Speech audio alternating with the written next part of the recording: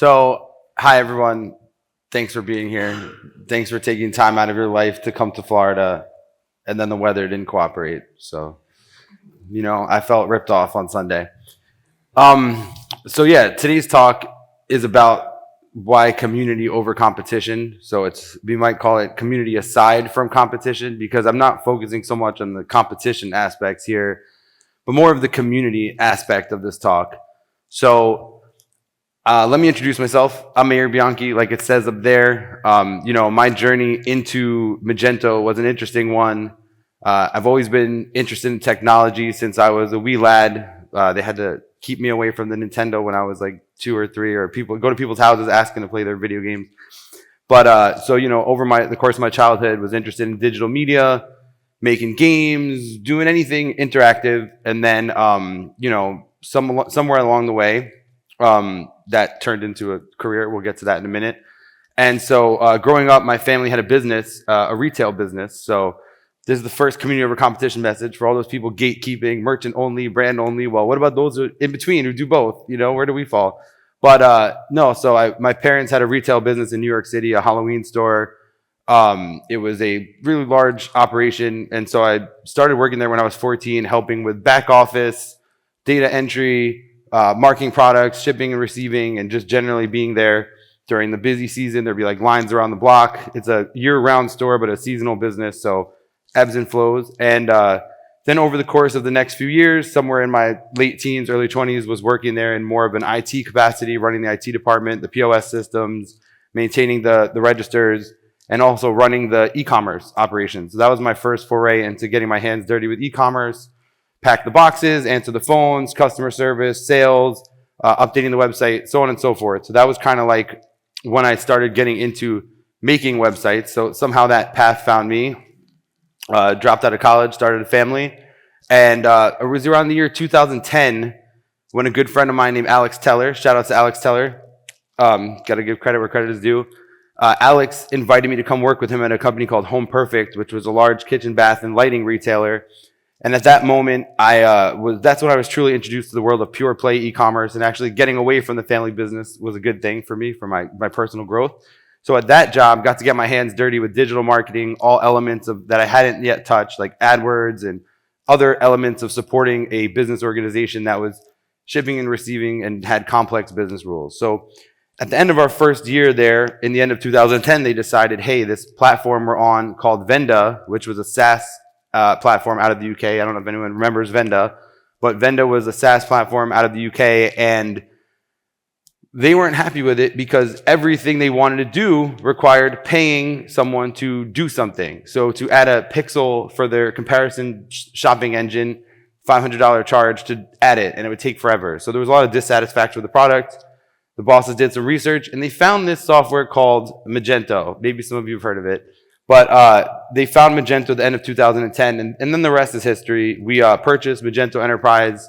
My friend Alex and I got to go to the first Magento Imagine, and that's where my story in this community begins, where I first experienced community at Magento headquarters in Culver City, California, in January 2011, right? When we first purchased the product, we're there. And now I'm rubbing elbows with Roy Rubin, Yoav Kutner, the founders of the product, the support team, people like Alex and Seba. Seba works for Binary Anvil. That's another agency that may or may not be represented here, but they're part of the Northwestern contingent of Magento folks, like Above the Fray, which is part of that pedigree too.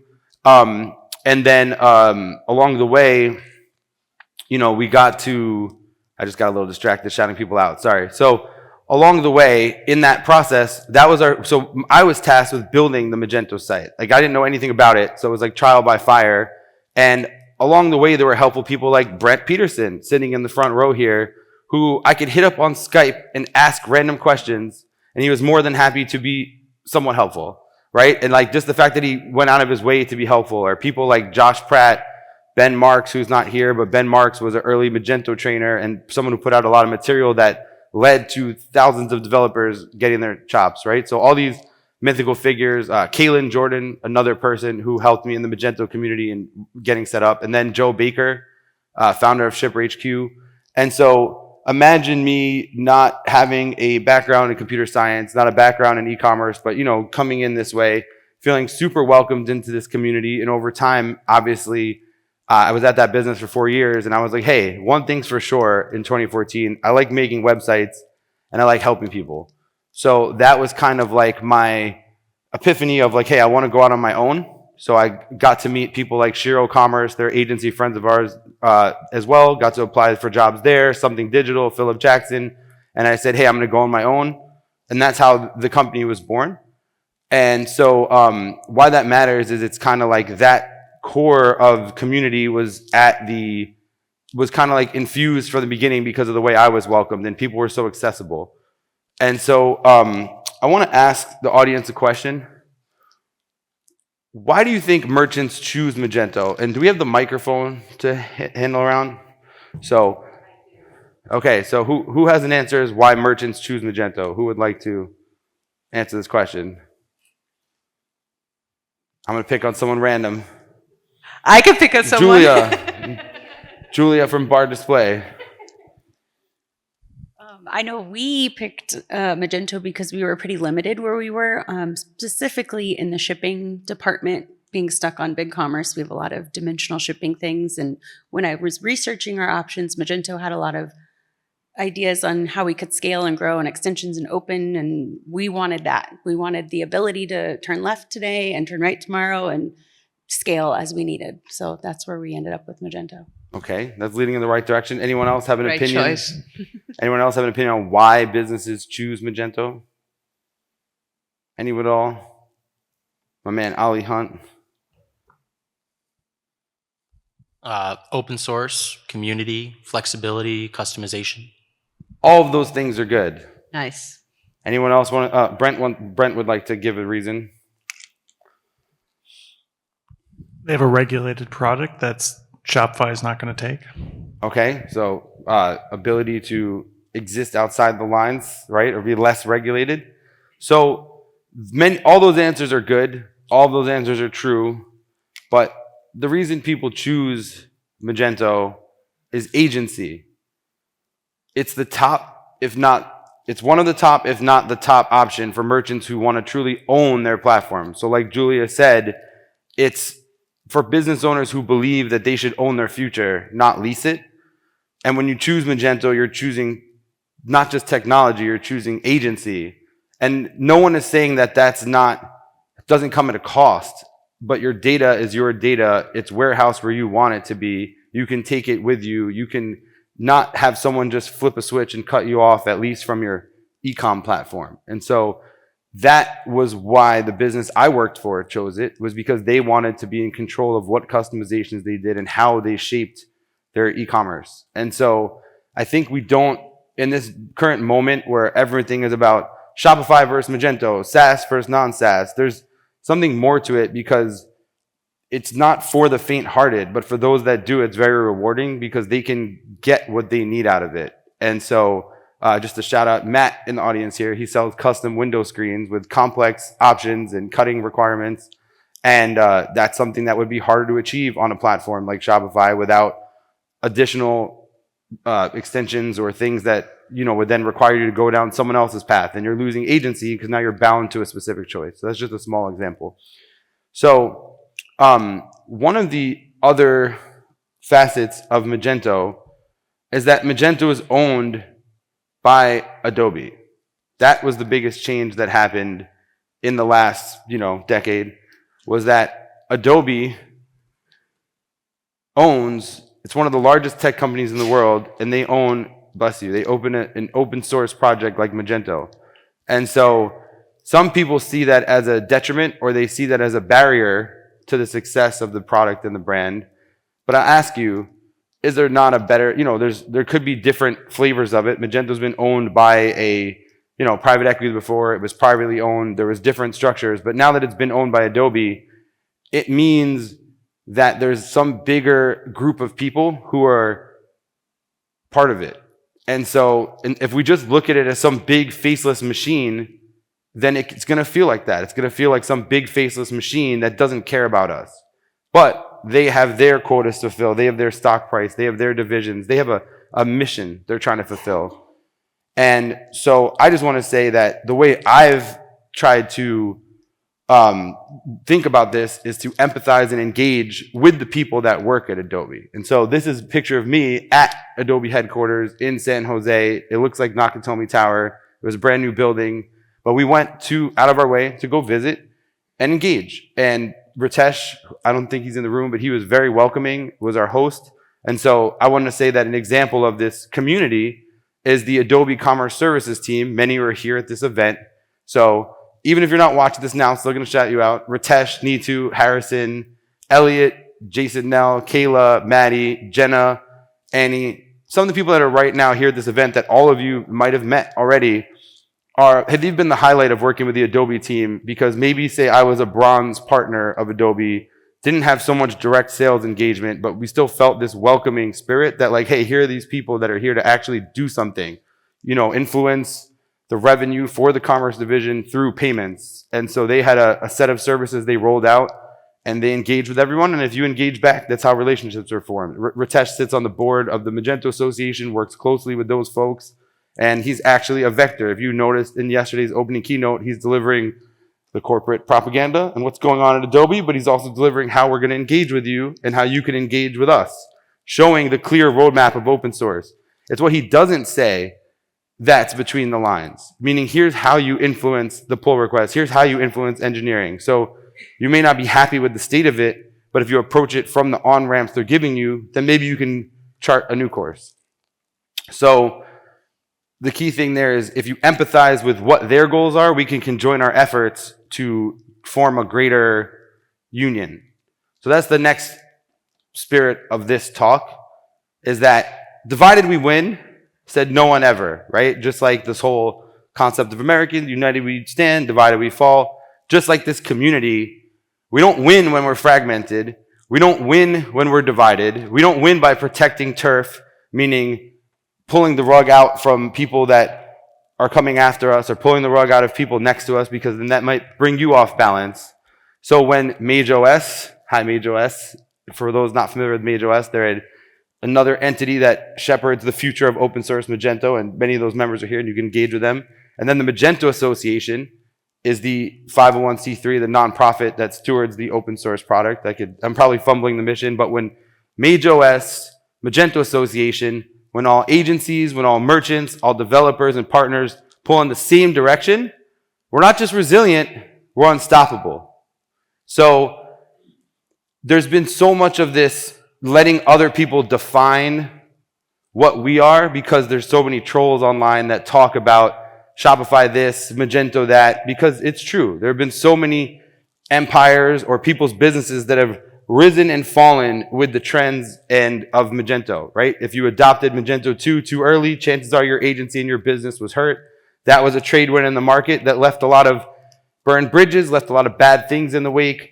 So constantly, this platform, this community is fighting a reputation that is not justly earned, because the people that are too busy working, being successful, are the ones that are not talking about it. It's the voices that are not unified. It's the dissonant voices. When it's someone in Ukraine with an axe to grind, bless him, is speaking badly about a lot of things because he's frustrated at something bigger geopolitically, and then creates a loud voice, and then people can exploit that voice. So there has to be a louder voice of a united community with something to say. I'm not here to tell you what we have to say, other than the fact that we have to be vocal and loud about what is good about this product, what's good about it, not by comparison to others, but what makes it a one of one and what makes it stand alone.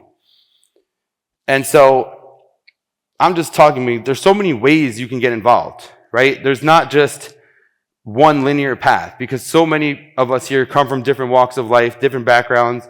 I myself am a parent of 5 kids, have a lot going on, decided to take on extra things like coaching basketball and all kinds of endeavors. And so I'm sure all of you have other things in your life that you prioritize besides work, besides if you're a passionate side project, besides all that.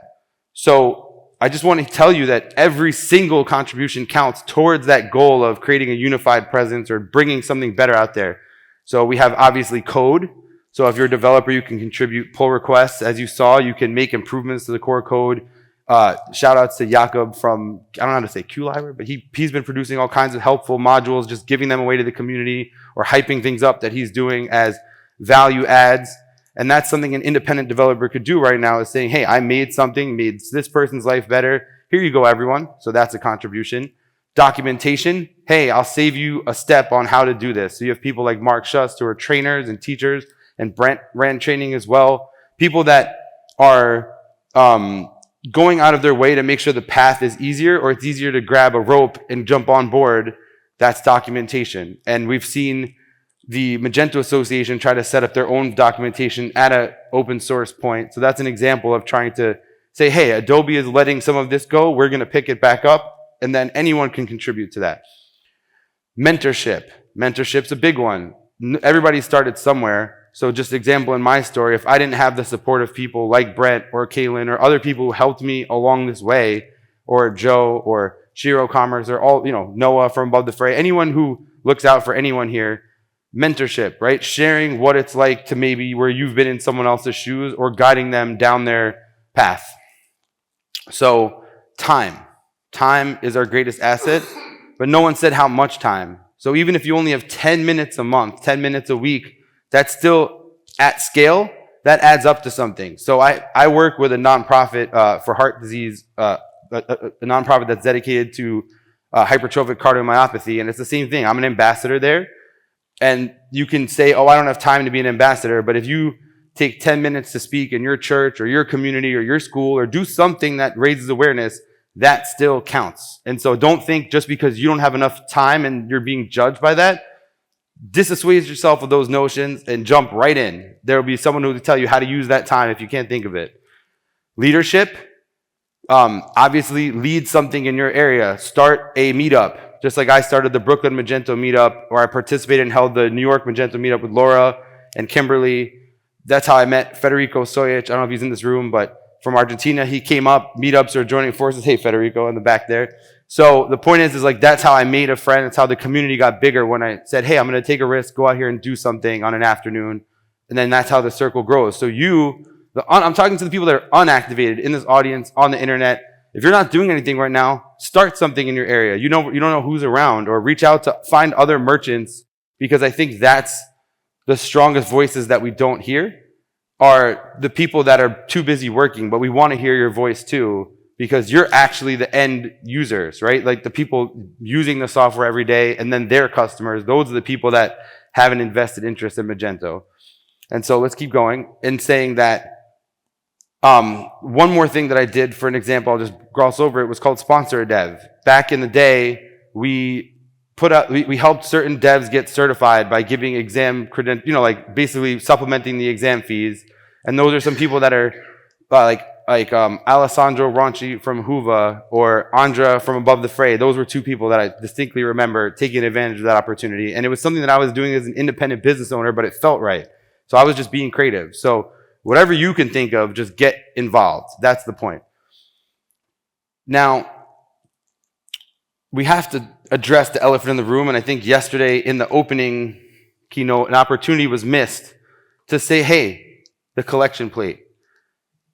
Magento Association is a nonprofit. It's a 501c3. It's a tax-deductible contribution. So there's so many businesses, and businesses like agencies, businesses like extension providers, businesses like merchants, who can actually contribute monetarily by becoming a member of the association, which helps fund events just like this one, which helps power the infrastructure for those events, and other things that are good for the future of open source. And so even if we have to appeal to that sense, if you like tax deductions, maybe this is one you want to take advantage of. It's just common sense, right? And so I just want to highlight that Magento itself doesn't dig into your budget. Magento is not the thing costing you money. It's your agency, your hosting fees, your plugins, your team, your employees. So if you just see Magento as a free piece of software that you don't owe anything for, and then you're comparing it to commercial software where you're spending X a year just to buy the license, with Magento you can decide how much you want to spend to keep it going.